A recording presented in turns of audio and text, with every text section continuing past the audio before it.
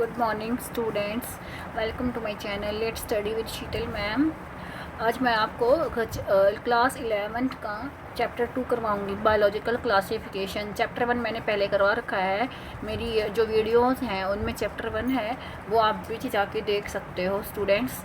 और ये जो क्वेश्चंस होते हैं एनसीईआरटी से ही करवाए जाएंगे, जो क्वेश्चंस आएंगे आपकी एग्ज़ाम्स में वो एनसीईआरटी से ही आते हैं, इसलिए एनसीईआरटी को डीपली स्टडी करना बहुत इंपॉर्टेंट है, चाहे वो कॉम्पिटिटिव एग्ज़ाम्स हैं या फिर आपके लिए कोई भी बोर्ड के एग्ज़ाम्स है। क्लास 11th या 12th के जितने भी एनसीईआरटीज़ हैं वो मोस्ट इंपॉर्टेंट होती हैं, इन्हीं से क्वेश्चंस पुट होते हैं। तो चलिए मैं आपको आगे पढ़ाती हूँ बायोलॉजिकल क्लासिफिकेशन। आपको मेरी वीडियो अच्छी लगे तो लाइक कीजिएगा, सब्सक्राइब कीजिएगा और मेरे चैनल को शेयर कीजिएगा अपने फ्रेंड्स के साथ। चलो बायोलॉजिकल क्लासिफिकेशंस में क्या बताता है, since the dawn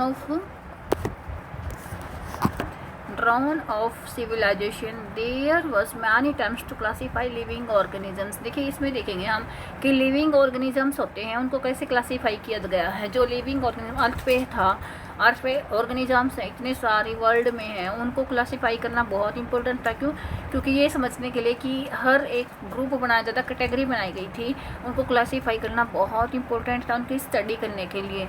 तो पहले जो बहुत सारे अटैम्प्ट किए गए हैं, बहुत ज़्यादा ऐसे अटैम्प्ट करके देखा गया कि किसकी क्लासिफिकेशन कैसे सही रहती है। आगे हम देखते हैं, it was done strictly by not using criteria that were scientific but born out of a need to use organism for their our own use for food, shelter and clothing.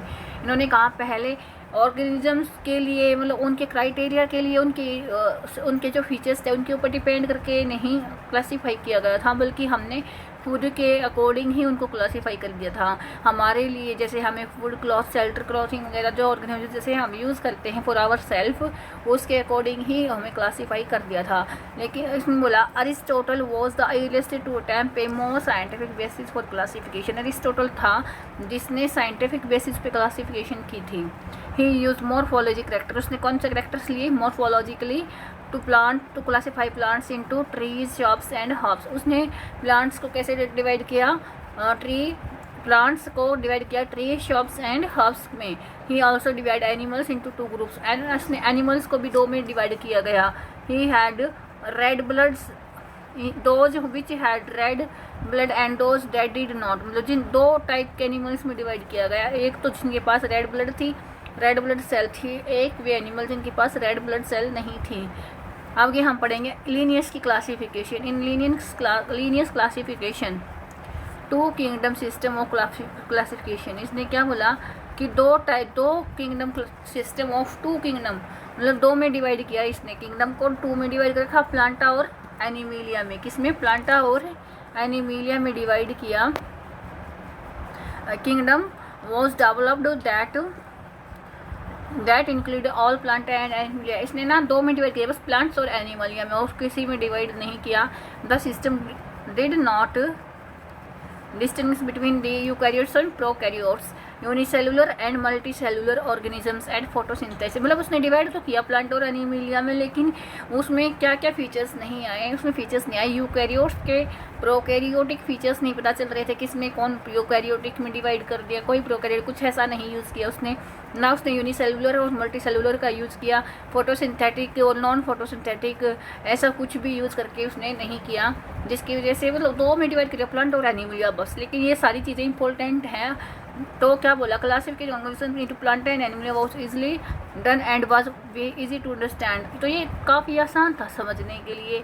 Plant और animal 2 type की classification तो कर दी, वो आसान भी था समझने के लिए, इतना कुछ डिफिकल्टी नहीं था। But a large number of organism did not fall into either category, मतलब बहुत ज़्यादा लार्ज नंबर की कैटेगरी ऑर्गेनिजम्स थे, एक कैटेगरी में जाकर मतलब हम उनको नहीं रख सकते। Hence 2 kingdom classification use for a long time was found inadequate, मतलब वो कैपेबल नहीं थी उनको क्लासीफाई करने के लिए। 2 किंगडम क्लासिफिकेशन फेल हो गई थी। Besides gross morphology, a need was also felt for including other characters। हमने देखा कि और भी करेक्टर्स आल्सो इंक्लूडेड, बहुत ज़्यादा ज़रूरी थे उनको इंक्लूड करना, ताकि हमें पता चले कि कौन कौन से में क्या क्या फीचर्स हैं। इसमें कौन कौन से फीचर्स को यूज़ किया गया, mode of nutrition, habitat, method of reproduction, evolutionary relations etcetera, मतलब बहुत ज़्यादा करेक्टर्स को यूज़ किया गया कि न्यूट्रिशन कैसा है, हैबिटेट कैसे है, रिप्रोडक्शन कैसा होता है, इवोल्यूशनरी रिलेशनशिप कैसा है। इन सब को देखते हुए क्या हुआ कि उनको देखते हुए उनको डिवाइड किया गया, क्लासीफाई किया गया। Classification systems for the living organism have has undergone several changes over the time, मतलब बहुत सारे चेंजेस होते रहे टाइम टू टाइम, क्लासिफिकेशन में चेंजेस चलते रहे। So plant and animal kingdom has been a constant under fall different system, मतलब जो एनिमल और प्लांट किंगडम थे ना, वो अलग अलग सिस्टम में ऐसे कॉन्स्टेंट मतलब चलता रहा, उनको डिवाइड करते रहे, क्लासीफाई करते रहे। The understanding of what group included under these kingdoms have been changing. The number and the nature of the other kingdoms have also been understood differently by different scientists, मतलब सभी साइंटिस्टों ने इनको try किया समझने के लिए कैसे क्या इनको किया जाए। देखो ये एक टेबल बनाई गई है, आगे 5 किंगडम क्लासिफिकेशन दी गई, 5 किंगडम क्लासिफिकेशन दी गई। ये देखिए, पहला है Monera, Protista, Fungi, Plantae, Animalia. ये 5 टाइप की 5 किंगडम क्लासिफिकेशन का नाम दिया गया। इसमें सबसे पहले हमने जो करैक्टर देखा वो देखा सेल टाइप कैसा है। मोनेरा प्रोकैरियोट है और सब के सब हमारे यूकैरियोट्स हैं। मोनेरा को छोड़ के सारे के सारे क्या हैं, यूकैरियोट्स हैं। फिर हमने सेल वॉल देखी कि सेल वॉल कैसी है सबकी। मोनेरा में कैसी है, नॉन सेलुलोजिक, सेलुलोज है ही नहीं, और पॉलीसेकेराइड और अमीनो एसिड। इसमें बोला प्रोटिस्टा में कि हाँ सेल वॉल तो है लेकिन कुछ एक में मिलेगी, प्रेजेंट इन सम। फंजाई में कहा कि काइटिन से मिलकर बनी हुई है सेल वॉल, और प्लांट में सेलुलोज की, और एनिमल्स में होती ही नहीं है, अब्सेंट होती है। Next nuclear membrane. Nuclear membrane देखा गया कि हमारे जो प्रोकैरियोट्स हैं तो न्यूक्लियर मेम्ब्रेन होगी ही नहीं, और सब में हमारे में होगी। जो यूकैरियोट्स हैं उनमें हमारे में न्यूक्लियर मेम्ब्रेन जरूर मिलेगी। बॉडी ऑर्गेनाइजेशन कैसा है, देखो सेलुलर है मोनेरा, प्रोटिस्टा भी सेलुलर है, Monera, Protista, fungi multi cellular और लूज टिश्यू होते हैं, और सबके टिश्यू जो प्लांटा है वो टिश्यू ऑर्गन से हमारा animal set tissue organ system, tissue भी है ऑर्गन सिस्टम भी है। सेलुलर 2 हैं, मोनेरा और प्रोटिस्टा। आगे देखिए mode of nutrition, mode of reproduction, mode of nutrition कैसा है। इसमें देखो जो मोनेरा है वो ऑटोट्रोफिक है, autotrophic mode of nutrition, chemosynthetic and photosynthetic and heterotrophic. ये जो ऑटोट्रोफिक है खुद भी खाना बना सकते हो, हेटेरोट्रोफिक यानी कि किसी डेड ऑर्गेनिज्म के ऊपर फीड करके अपना खाना बना सकते हैं। और जो प्रोटिस्टा है वो क्या है, ऑटोट्रोफिक यानी फोटोसिंथेटिक ऑर्गेनिजम्स। और हमारा हो गया ये मोनेरा, प्रोटिस्टा। फंजाई कैसा है, हेटेरोट्रोफिक, सैप्रोट्रोफिक भी हो सकता है, पैरासिटिक भी हो सकता है। सैप्रोफाइटिक वो होते हैं जो किसी डेड ऑर्गेनिजम्स के ऊपर फीड कर सकते हैं और उनको खाते हैं, यानी कि वो अपना खाना बना लेते हैं उनसे। पैरासिटिक यानी किसी और का जाकर उनसे अपना फूड लेना, किसी लिविंग ऑर्गेनिज्म पे, डेड पे नहीं, लिविंग पे, पैरासिटिक का मतलब। ओके, प्लांट्स होते हैं ऑटोट्रोफिक, ह्यूमन बींग्स हेटेरोहोलोजाइक और सैप्रोफाइटिक, यानी जो ये एनिमिलिया होते हैं ये दोनों टाइप के होते हैं, हेटेरो भी, होलोजाइक और सैप्रोफाइटिक भी। तो हमें ये देखा जो ये 5 टाइप की किंगडम क्लासिफिकेशन दी, ये किसने दी, ये R.H. व्हिटेकर ने दी, 1969 में दी। Was propose a 5 kingdom classification, क्या दी, 5 kingdom classification. The kingdom defined by him were name, इसने क्या क्या नाम दिया, Monera, Fungi, Monera, Protista, Fungi, Plantae और एनिमिलिया। किसने बनाई थी ये क्लासिफिकेशन, R.H. व्हिटेकर ने दी थी। किसने दी थी, R.H. व्हिटेकर ने।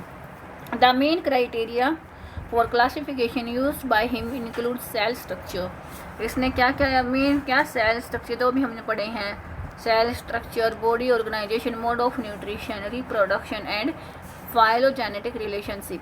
Give a comparative count of different characters of the 5 kingdom.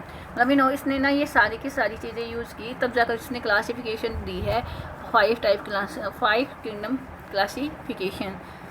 और आगे देखो, The 3 domain system has also been proposed that divide the kingdom इसने बोला कि थ्री डोमेन सिस्टम मतलब एक और क्लासिफिकेशन सिस्टम दिया गया। मोनेरा को डिवाइड किया गया, मोनेरा को भी डिवाइड किया गया किसमें, दो में। Monera was domains leaving the remaining eukaryotic kingdom in the third domain and there was a sixth kingdom classification। Monera का जो यूकैरियोटिक था, एक देखा गया कि जो मोनेरा में है ना कुछ एक ऑर्गेनिजम्स यूकैरियोटिक है, वैसे तो प्रोकैरियोट्स होता है लेकिन कुछ यूकैरियोट्स मिले तो इसको सिक्स्थ किंगडम क्लासिफिकेशन में डाल दिया, इसलिए इसका नाम दे दिया गया सिक्स किंगडम क्लासिफिकेशन। हाँ, ये क्लासेस में आप पढ़ोगे इसके बारे में। Let us look this 5 kingdom classifications to understand the issue and concentration that influence the classification system। ये classification system include bacteria. Classification system देखो, classification system include bacteria, blue green algae, fungi, mosses, ferns, gymnosperm and angiosperm under Plantae. Plants के अंडर आते हैं ये। Bacteria आता है हमारे यूकैरियोट्स में, प्रोकैरियोट्स में। Blue green algae, fungi, mosses, ferns, gymnosperm, angiosperm किस में आते हैं, प्लांट्स में। The factor that unified this wall kingdom was that all the organism include had a cell wall in their cells. मतलब जितने भी कैरेक्टर्स वगैरह बनाए गए हैं तो ये देखा गया कि इनके अंदर की सेल वॉल मिला इन देयर सेल्स। जो प्लांट के अंदर है ना सेल वॉल प्रेजेंट थी, this place together group which widely differed in other characters. मतलब कुछ अपने अपने करेक्टर्स डिफरेंट है, सबके अलग अलग करेक्टर्स होते हैं। This place together groups which widely differed in wit what together. ये इतना वो है नहीं, मैं आपको बता देती हूँ क्या इम्पोर्टेंट है। The prokaryotic bacteria and the blue green algae, cyanobacteria. ये मैं बोला प्रोकैरियोटिक बैक्टीरिया और cyanobacteria with other group with which our eukaryotic में डाला किसको, बैक्टीरिया और साइनोबैक्टीरिया को। It also group together the unicellular organism and multicellular ones. For example ये नाम दिए गए हैं आपको, Chlamydomonas, Spirogyra were place together under algae के अंदर डाले गए क्लाइमेडोमोनास और Spirogyra. The classification did not differentiate between the heterotrophic group. और इसमें बोला fungi and the autotrophic green plants, so they also showed A characters difference in their wall composition. मतलब इन्होंने क्या बोला कि सबकी ना वॉल कंपोजिशन डिफरेंट थी, इनका जो कैरेक्टर्स थे ना ये सबसे ज़्यादा डिफरेंट कर रहे थे। मतलब इनके अंदर जो कैरेक्टरिस्टिक्स थी ना डिफरेंट थी सबकी।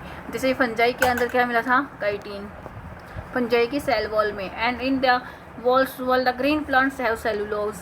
मैंने आपको पहले ही बताया था सेलुलोज मिला था ग्रीन प्लांट्स में।